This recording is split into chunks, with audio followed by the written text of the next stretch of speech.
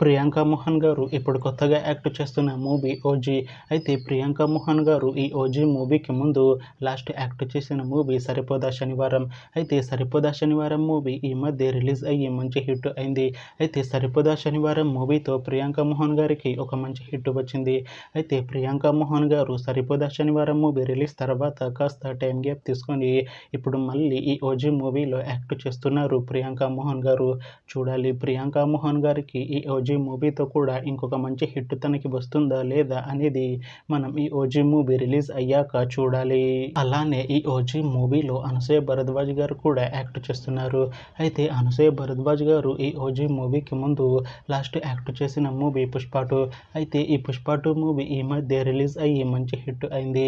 అయితే పుష్ప 2 మూవీతో అనసూయ భరద్వాజ్ గారికి ఒక మంచి హిట్ వచ్చింది.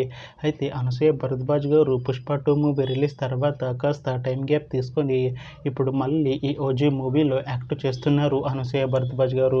చూడాలి అనసూయ భరద్వాజ్ గారికి ఈ ఓజీ మూవీతో కూడా ఇంకొక మంచి హిట్ తనకి వస్తుందా లేదా అనేది మనం ఈ ఓజీ మూవీ రిలీజ్ అయ్యాక చూడాలి. అయితే ఓజీ మూవీ టీం ఇంతకు ముందే ఒక చిన్న టీజర్ని విడుదల చేసింది. అయితే దానికి మంచి రెస్పాన్స్ వచ్చింది.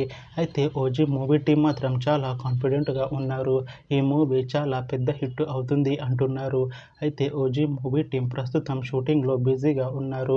అయితే OG movie shooting already 90% complete అయిపోయింది అంటున్నారు మూవీ టీం. అయితే ఓజీ మూవీని ఈ సెప్టెంబర్ 25న రిలీజ్ చేస్తాము అంటున్నారు మూవీ టీం.